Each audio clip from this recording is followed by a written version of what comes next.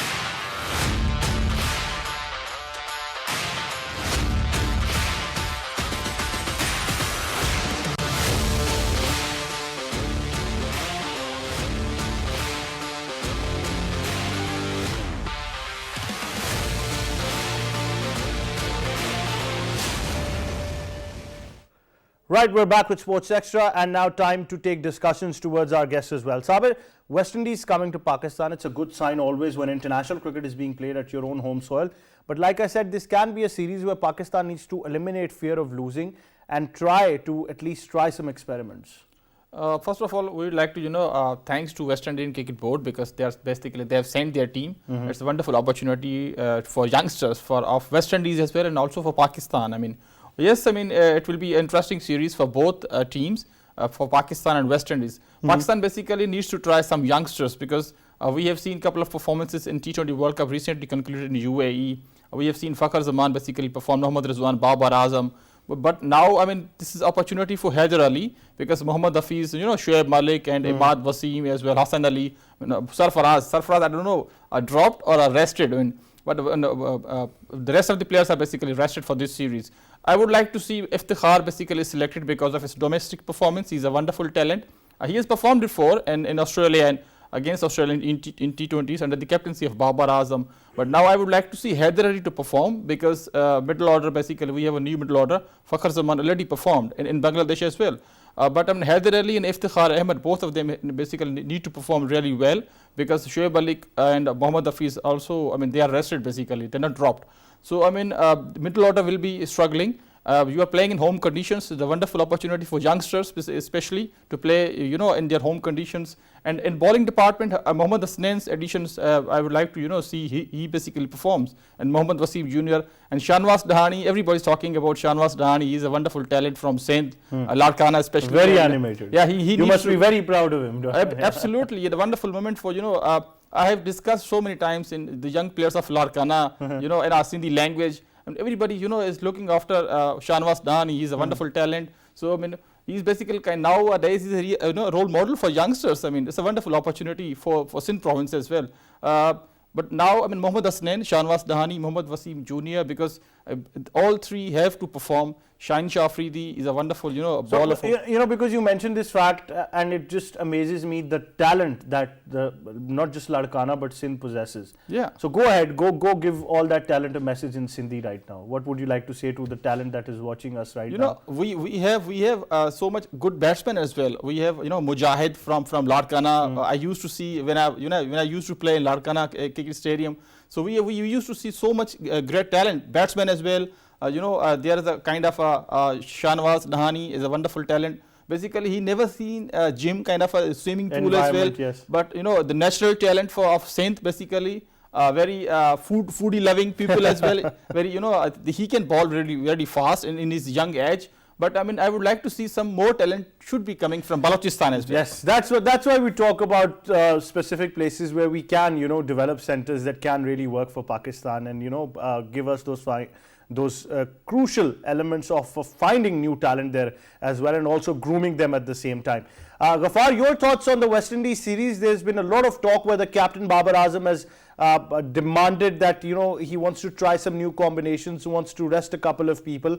So obviously he's got a vision in mind. So how do you see the series? First of all, as you guys mentioned, that is in Pakistan right now. And I think in the afternoon, PCB and West from the media people for practice tonight. I will be in the stadium right now, but I'm here with you guys. It's news that West Indies in Karachi. Inshallah, both Pakistan and at the moment, West Indies doing the press conference right now at the same time. It's a wonderful thing after that. England, they're not coming to Pakistan. So we recovered from Britain overall because. Ghaffar, I'm having trouble hearing you. Your voice is breaking up. Maybe I think it's the headphones probably wobbling around. If you can just get Ghaffar's audio sorted out, and I'll come back to him, because I really want to hear what Ghaffar has to say. He's in Karachi. All the matches are being held in Karachi, so Ghaffar is the right man to go to to take all of these developments. But for Pakistan, it's going to be a very busy calendar, Sabir, because West Indies is here, 3 T20s, 3 ODIs, then the PSL, and then Australia is coming in March. Yeah, very hectic schedule for Pakistan coming ahead. I mean, Pakistan you basically have to play some 3 T20s and also for ODIs as well, and then the PSL again the busy schedule. Then Australia, obviously Australia is going to be a big series for Pakistan and a big opportunity for Pakistan Cricket Board. Basically, we are supposed to facilitate some big teams. West Indies basically told a couple of times ago. But if Australia comes, then there is no excuse that other teams can make then. Yeah, absolutely. I mean, before coming to, West Indies, there were no issues basically. But I mean, again, security issues for New Zealand. But again, they apologized. Couple of players and as well. But Ramiz Raja basically said we need to improve our cricket. This is what we did in T20 World Cup. After everybody was looking after our Pakistan's performance. Now I mean England Cricket Board, ECB basically chairman. He basically came to Pakistan a couple of weeks ago and he had a wonderful discussion with PCB chairman Ramiz Raja. And basically England will be touring Pakistan after this series, Australia series, and then New Zealand as well. So I mean obviously we need to improve our cricket because we are basically a big team, big nation, Pakistan. And obviously Australia is going to be big opportunity for Pakistan Cricket Board to facilitate big teams basically. Zimbabwe, Sri Lanka, Bangladesh, West Indies, they basically toured before. But we basically would like to see a World 11 as well. World 11 came, and in PSL so much foreign players are coming. I mean obviously they are giving a wonderful positive feedback to their cricket boards. I mean now is the opportunity to for the cricket board to send their complete teams. I mean that's very important. And also I think news today, it was great news that the Australian security delegation, of the of Cricket Australia, Australian Cricket Board that was visiting Pakistan has been satisfied by the arrangement. So that was welcoming news as well, and hopefully we would be seeing that tour as well. Ghaffar, can you hear me now? And I hope your voice is clear. Would you like to continue from where we left out? I think my voice is clear. It's perfect now, I think. I think it's perfect, yes. I was mentioning that Pakistan right now, heartbreak of England, New Zealand. Pakistan cricket will do World Cup, and obviously display in the Bangladesh. Fittingly, when Bangladesh was arrived next purple patch for Pakistan. Well, Ghaffar, I'm having trouble hearing you. I wish we can sort this out. It's very, very disappointing that Ghaffar's voice is not coming through completely. So we'll try to get that back as soon as we can. But continuing the discussion, like I mentioned, that the Australian security delegation has also said that they've been satisfied with the arrangement. So that's welcoming news as well. That's a great sign for Pakistan. So I think things are improving gradually when we talk about this. But it's all about the stance that you take. I think Sabir mentioned a very, very important point that like Chairman PCB Ramiz Raja said, you've got to improve your cricket. We did that in the World Cup right now by winning the second test match against Bangladesh the way we wanted. I think that was a clear message as well. So that will make top teams want to play with Pakistan. That's absolutely. I mean, the big teams are basically knocking the door of Pakistan. Everybody, especially the European countries. I mean, England, Australia, and New Zealand. They are basically all three knocking the doors. They would like to play, in our home conditions, and it will be a good sign for Pakistan. And yes, I mean, first of all, we need to improve our infrastructure, our cricket as well, and we basically need to facilitate, provide some good facilities to all the foreign players basically who have been playing in PSL. We look at Darren Sammy, some West Indian players, some English players as well, some Australian players basically. They were the part of Lahore Qalandars, Peshawar Zalmi as well. So I mean, everybody was happy because we have now are having kind of a 6th, 7th season. But I mean, most of the foreign players were very impressed the way we basically treated them and the kind of security we gave. And the quality of cricket. Quality of cricket as well. And the quality of cricket and especially the bowling of Pakistani talent, the world is seeing, especially in PSL.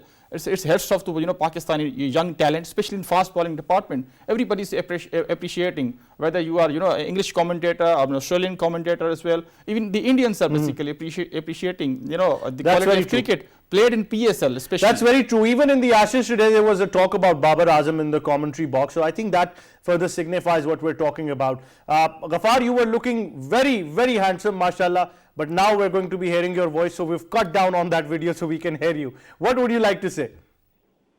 I think your producer Slan, I think jealous of my look. He actually not let me happen, but wonderful friend. But definitely, it's a very exciting time for Pakistan cricket. The PSL retention at the corner right now. I think in hour or two, maybe we got the retention as well. There's a lot of happening in Pakistan cricket. I'm so excited because the fans are very excited, and I think the most a wonderful sign for Pakistan cricket that fans are very happy, and the PCB chairman Ramiz Raja even yesterday in his video message was actually giving a lot of appreciation to fans, and he actually announced a special segment for the fans in the stadium. I think this is the most missing part of our sport, that we didn't value our fans in the past. Now he is talking about the free Wi-Fi facilities, interactive session with the players during the matches, even with Ramiz Raja himself. And to find a new commentator, he was referring in the yesterday video. So I think this is wonderful. I think my also request to Karachi people right now that 6 matches going to happen inside 12 days. So please go do collect your and buy your ticket, and please make sure that stadium will be jam packed, full house, and so let people know the world that we are sports loving country. We love cricket happening, and inshallah in the next year we will definitely going to host the giants like Australia, New Zealand and England, also PSL happening in the February and March as well. So far the calendar looks pretty full. Like you mentioned, that 6 games at the National Stadium in Karachi, 3 T20s, 3 ODIs, then the PSL, a full-fledged PSL in Karachi and Lahore, then the Australian team coming with 3 test matches in all 3 major cities of Pakistan. So it looks like that we're all set for a full calendar of cricket inside Pakistan. Yes, of course, and of course, I think the most important part of that calendar that we are going to play most of our cricket against the big teams at home soil. So this is a wonderful opportunity for PCB to actually give opportunity to some of the youngsters as well. And don't forget the ICC Test Championship, because in past we didn't do well in the ICC Test Championship trophy, the Test Championship rather. So this is a big opportunity for Pakistan to play Australia in Pakistan, then hosting England for the T20 series before the World Cup. So I think it's a wonderful sort of calendar we have right now. Now up to the players, so they can play superbly. And I think Babar Azam doing fantastic job, as you mentioned, that he is become the brand of Pakistan cricket, face of Pakistan cricket in the series like Ashes. He was being discussed. So this is a pride moment, and it's an indication that Pakistan cricket on the right path. And I think this needs continuity, and our players do some more responsibility, and of course they can do for some wonders as well. That's very important to see that we are able to do well, and obviously most of the share at home, so we would want to make it to that ICC Test Championship final as well, and that's another feather that Pakistan cricket can add in its cap as well. Coming back to the series, like we mentioned, that this is a time where a lot of youngsters can make their mark. How do you rate the captaincy of Babar Azam up till now? You think he's been a very aggressive captain, a captain that has demanded something and then has probably, got everything delivered from the team that he has demanded? The captaincy of Babar Azam basically improved. We have seen when he started his captaincy a couple of series ago, he was basically lacking some aggression. And obviously, every new captain basically struggles, because you need to have a vice captain who can, learn something, couple of, series maybe over 2 or 3 years. But I mean, unfortunately, we didn't have a concept of vice captain. We have seen big teams basically having the vice captain. We have seen the great example of Graham Smith. He was a young, 22 years old, captain for South Africa, and he basically did marvelously. For South Africa. Yes, the captaincy of Babar Azam basically obviously improved, especially in T20 World Cup. We have seen his wonderful tactics. And in last test match against Bangladesh, the way Pakistan basically won, this shows the quality of cricket basically Pakistan, has been playing. So, the kind of, the bowling tactics basically, again, the batting techniques as well. So, obviously we should, appreciate the captaincy of Babar Azam. Definitely. But this particular series in home conditions, West Indies is not going to be easy. Yeah. Because they have a wonderful talent, Nicholas Pooran as well. Although they don't have Kieran Pollard and some big names as well, but again, West Indies is a great team, and Pakistan has to play really well. They can always deliver. That's the point. Whether it's T20 or one day, they're very good in the white ball format and could be equally good in tests as well. But obviously, it's just a limited over series that we have. Coming now to the Ashes, where we talked about Australian dominance, but it's been a good sign for England so far. About 220 for 2 at stumps. They've managed to stick to a decent total, have managed to keep wickets in hand. But Ghaffar, it looks like a complete dominance from Australia. The run rate that they have been playing with is insane in Test cricket. Absolutely. I think at their home soil, exception that Indian series, I think they always are a very big force to reckon with. And I think from the beginning, the Mitchell Stark, that Yorker, that set the tone. But in my opinion, this England side is not the side they, I think, visited in the last maybe 10 years, maybe so 15 years. But it's a very quality and very talented side. And the most important thing about England cricket, they are on the rise, especially in the limited overs cricket. Yes, they have to make a point prove in Test cricket. But as you mentioned, I think England did a wonderful fight back, I think. Look at the way Root and Malan is playing. Obviously, they're still deficit by 50 plus runs. But I think that they can make things very interesting if they can bat superbly tomorrow, or maybe if they're able to get some decent amount of lead. But I think the most important thing, Australia with their pace attack. Look at their pace attack. Wow, I think one of the best pace attacks in the world Test cricket right now. If they, I think, able to play 5 consecutive Test matches, Stark, Cummins and Jay Heatherwood, I think that life will be very tough for the England batsmen. That's very true. Life can be tough, and life is already tough for England. This is probably the most weakest England side I've seen. That's why, I look at it this way. This might be a complete Australia in this Ashes. England basically made a few mistakes. They were supposed to include Stuart Broad and James Anderson. In batting department, they were supposed to add Zach Crawley. Crawley is a wonderful batsman. He made a double hundred against Pakistan, and he's a proper Test match player. And not adding James Anderson and Stuart Broad, because David Warner was struggling in previous Ashes series against Broad, yes. Against Stuart Broad. He got out more than 15 times. So he was struggling. But I don't know. And again, overcast condition. Joe Root won the toss, selected to bat first. Chris Woakes could have been a better choice if England would have bowled first. Yes. Because David Warner vulnerable against Stuart Broad, against James Anderson as well. Overcast conditions. England basically made a mess of it. And again, Australia basically dominates because they, in their home conditions, they were struggling because they were under pressure, because Tim Paine, he basically resigned from his captaincy as well, the new captain. Off the field. The pressure was on Australia. But again, all basically waved off because of England's tactics. But Sabit, the run rate they have been playing with, like I mentioned, is insane. Before the close of play on day 2 and at the close of play on day 2, they were more than 343 in 84 overs. So not just that, David Warner played with a run rate of above 50, Marnus Labuschagne with above 70, Travis Head was playing at a run rate of 117 in Test cricket. Absolutely. This is the kind of brand basically Australian are basically playing, and Indians basically following the same quality of cricket. There's a Pakistani fan, and Pakistani cricket basically, Babar Azam basically needs to look at this kind of a brand of cricket which Australia is playing basically. So on a day 1 or day 2, 3.25, 3.3 run rate should be. And in nowadays cricket, because 220, 250 basically chase in T20s, you have 400 scores in ODIs as well. So in a Test matches, you need to basically play along the ground as well. So 3.3 run rate should be enough for day. Should be a minimum. That's very true. Should be a minimum. Yeah. But Ghaffar, problems with England continue. They've been so focused on the white ball format that now we miss technically sound batsmen. If we look at their openings from the great Marcus Trescothick, Nick Knight, then coming forward to Alistair Cook, and of course Andrew Strauss. Then if you look at their middle order in the past, they had Ian Bell, Jonathan Trott was there as well. They had Kevin Peterson in there, so Paul Collingwood. They had players who were technically sound, but now because of the white ball, you don't see a technically sound player in this lineup. Yes, absolutely. I think in limited overs they become obviously the benchmark for the rest of the world. They played one of their kind of cricket, 350, 400 sort of totals. But you are absolutely right about their Test cricket problem. But I think one of the very important part about their Test cricket struggling and some other thing, I think they lack speed in the batting department. But I think bowling, I think they have some very good options. Especially, I would love to mention Robinson, because he looked like a very good potential, and I think if he able to play rest of the matches, I think at some stage like he did against India and against Pakistan as well in home conditions, I think Robinson can be a very tough nut for Australia. And obviously, as you mentioned, I think this is true that I think they need to improve their Test cricket, and I think they need some good batters around Joe Root who are already playing superbly. But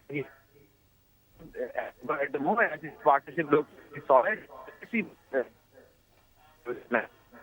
Definitely. Definitely. Ghaffar, thank you so much for joining us. Sabir, thank you so much for joining us Pleasure, as well. pleasure. On that note, we'll take a short break, but when we come back, we'll have football on the table of Sports Extra. Stay tuned.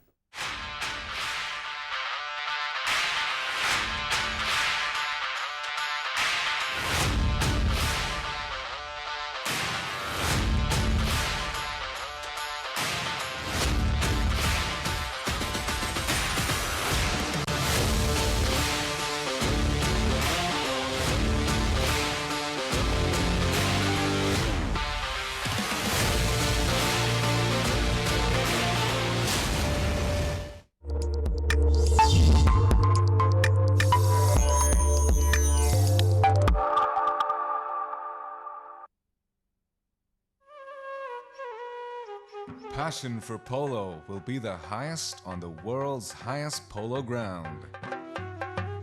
Chandur invites visitors to experience a traditional polo tournament between the teams of Chitral and Gilgit.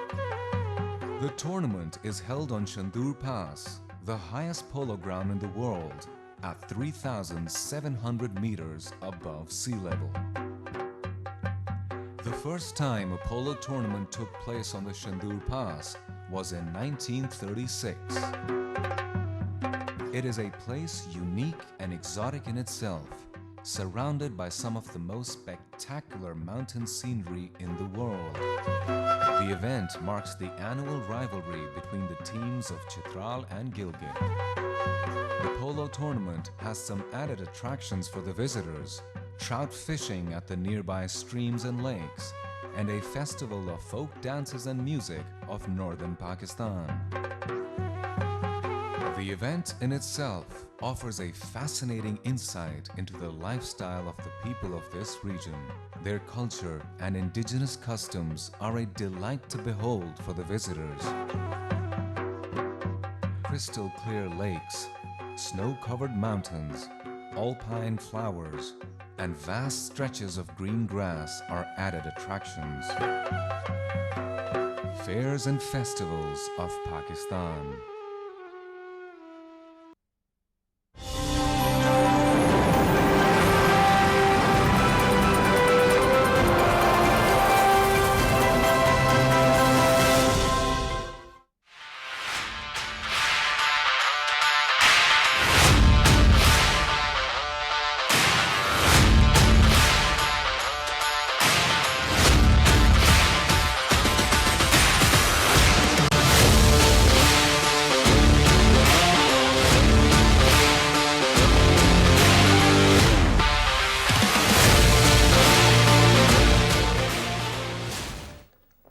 Welcome back to Sports Extra. Time now for our football segment with football youth coach, expert and anchor Sabeel Hazir. Assalamu alaikum. How are you? Walaikum assalam, Ahmed. I don't think hosting once makes me an anchor. I'm going to keep it that way. I'm going to make sure you're always there as a plan B whenever we need you. But probably put it there in case of emergency, break the glass, something like that. But what's going on, man? I thought we're now back to full-fledged football. That one again, we've got a shocker of news. So what's happened at Spurs, it's a bit extraordinary. Is it 15 cases or 13 cases, yeah. whatever it is? It's an insane number of cases to have at once. How it happened, considering they're all under COVID protocols, every club is, it's a bit suspicious. I don't want to speculate, but I find it very odd that if it's one person and then they transmit to another person over, it has to have been an event or something, that they did this mass testing as well. So it's really bad on their part. You've seen really successful bubbles all over in different sports in the world. And the Premier League, you've seen other clubs, even without those bubbles, the same way like the NFL and the NBA did their bubbles, they've managed to keep things under wraps. So something has gone on at their club with 15 people at once. Obviously, it's you can't blame anybody for getting coronavirus as such, but an outbreak at a club that's following such strict protocols, 15 people who already have a tight schedule and now will need to shoehorn games at the end of the year, it's pretty bad. We still remember football in those times, how all sports were hampered, but especially football. And considering those tough times, we've got to agree that we just cannot go back there anymore. Like, they need to, I don't really know how to say this, because there are strict protocols in place. And I don't want to say clubs haven't been following them, because for the most part, clubs have done all right. But maybe it's, look, you're a professional football team. You have all the resources in the world. You should have the resources to prevent a mass outbreak happening. If it's happened in one event, again, I'm just speculating. Contain it, yeah. Yeah, contain it. So I think there has been some flaw and some mismanagement. I don't want to blame people for getting the coronavirus. Obviously, it could be anybody who gets it, but when you're at that level and you have the resources they do to have such good, effective bubbles, I feel like, considering the things you've cost yourselves now, your players will recover and come back, God willing, but your fans are going to miss games, and now you already have a tight schedule. In England, the schedule is already so crazy. Why would you add more pressure to the end of December now? Because you already have a UEFA game to reschedule, a Europa Conference And Tottenham's game. got like 3 of these that they've lost, like you were mentioning. So this is the third game, I think, that they need to fit in. And according to, if I'm not mistaken, UEFA rules, the conference game has to be played before December 31st, although they might make an exception. But based on the rules that are there at the moment, they need to fit that game in the next 20 days. Mm-hmm. How are you going to fit in 2 more games? Where are they going? Genuinely, in the English calendar, there is no room for this with FA Cup replays and whatnot. Where are you going to fit this in? That's insane, probably, the way things are going. But like you mentioned, that it's going to cost the players, the fans, and everybody else.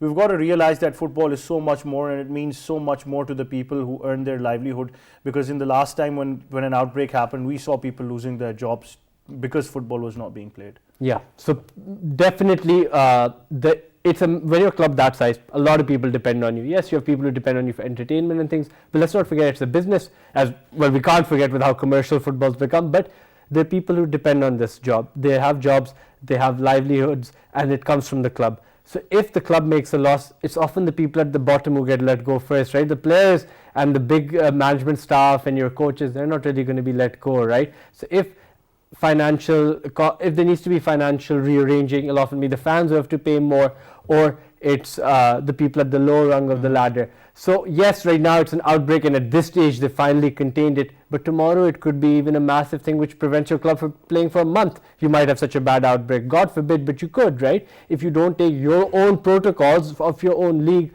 very seriously. Now, whatever you think of those protocols is irrelevant. If they're working at other clubs and you have the resources to do them, then you have to do them. They'll probably pull it off, or otherwise it is dangerous when we talk about the new variant of Omicron as well. So really, we hope that all of those 15 players keep safe as well. They get time to recover. They do recover fully. And I think testing times right now, very, very dangerous, because what you do is, it's not just this particular game, it's not just a particular club, but you've put probably the whole league in jeopardy. So I think it's got to be really of a cautious approach from here onwards for the English Premier League, and global football will have their eyes on this as well, because obviously teams have to travel here and there and then play games all around the world. So it's very important to get these things sorted out. Coming now to the games that might take place, it was really funny reading what the bugs that came in. The first one read, Gerrard's return to Liverpool.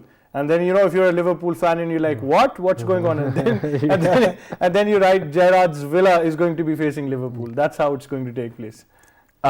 He's going to get a brilliant reception at Anfield. Obviously, hero returning home. So I don't think anybody's going to be expecting them to be hostile towards him. He's going to get a hero's welcome. I think, unfortunately for him, Aston Villa are going to leave Anfield very much like Steven Gerrard left Liverpool. If you remember, he lost his last game to Stoke I remember as a Stoke fan. So I don't think he's going to have much more success with Villa. I think they are looking a better side under him, but it's a good story overall. Look, Villa go to Liverpool, heroes welcome, that'll be really nice to see. But if both teams play to the best of their abilities, we expect Liverpool to still comfortably win. Talk us through Gerrard's transformation from a player to a manager. That's been something to really keenly observe. So Steven Gerrard always, when people talk about Steven Gerrard, they talk about his mind as well, right? That he was very cerebral. He wasn't just a player with immense technique, as you often sometimes find these top level players even. When he was playing in Liverpool, you saw the way he controlled midfield. Even as he was getting slightly older and he was catching up to him, he was still using his intelligence to get around the park and do a job. Then when it got too much for him, he went to the MLS and he still did a very good job there. Into management, we know the success he's had at Rangers. When he came into Rangers, a lot of ex-pros, you see this, you saw this with Gary Neville as well. It's very easy to talk on TV and be a pundit, as I'm doing right now as well. But when you're in the hot seat, we saw what happened when he went to Spain as a manager and how much of a disaster that was. Steven Gerrard went to this top club, and yes, he used the fact that I'm a top level pro and I know how to be elite, which I'm sure was what Gary Neville did. And he put that to the players, and look, when Steven Gerrard tells you something, you better do it. But at the same time, he's gone through the right coaching education, and you can see him implement the coaching education in his sessions and in his teams. And it's very evident when they go out to play that he's coached them the right way, he's given them the right instructions. Rangers became a machine under Steven Gerrard. It took some time, yes, but he won them the league, right? That was the big thing. Stop Celtic from getting 10 in a row, win the league with Rangers. You've gone down to the 4th division. They've come up all the way. You've got them at the best time when they're back in the Prem, win them a trophy in a few years. And that's exactly what he did. He delivered on the promises he made and the reason he was brought in. Now, Villa haven't brought him in. I'm sure he's doing the same things, using the coaching education and his elite level experience to good use.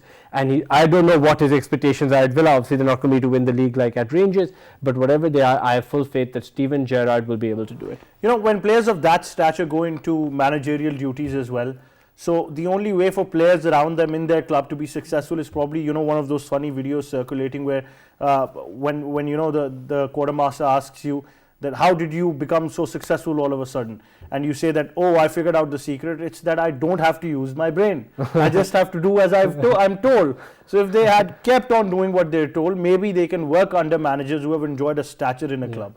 Yeah, I think the good thing about Steven Gerrard is, as much as if you're a player under him and you're playing at a club like Villa, obviously a Premier League club, very prestigious to play at a Premier League club with their history, but Steven Gerrard comes in, you know, he's had a career that you're probably not going to be able to emulate because very few people do, right?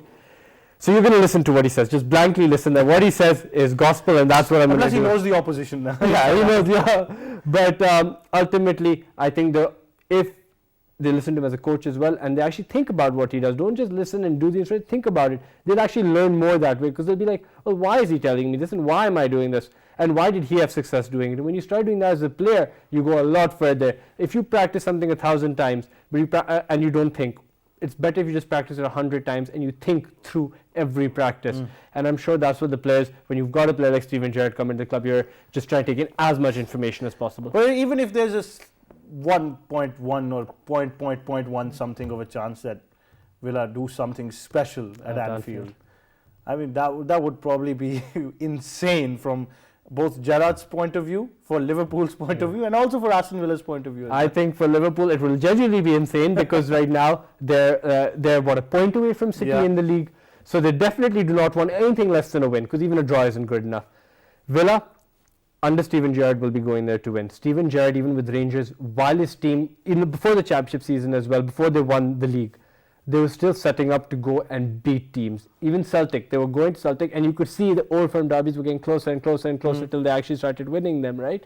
The same way with Villa, he's going to be going there, and they're going to be going not at Liverpool as much as a team like Villa can. They will go out and they will attack. They will not be going there probably for a draw. I think they'll be thinking, let's nick a goal on the counter and see if we can maybe get a result. But Liverpool would be ruthless, that's for sure. Yeah, 100%. Liverpool are going to try and, as they do at Anfield, use the crowd, use the top quality players have, and get Liverpool, unlike other top teams, I've mentioned this before, they're not going to take a 1-2 goal lead and sit back and just enjoy possession. They're going to take a 2-goal lead and look for a third, then look for a fourth, then look for a fifth, then they're ruthless. Destroy their own legend. Yeah, they will sell Gerrard away. They will give him a warm reception and send him away battered if they can, and I'm sure they have the quality to do that. They have the quality. Sabeel, thank you so much for joining us on Sports Extra. We're going to leave it at that from me and the entire team. It's goodbye for now.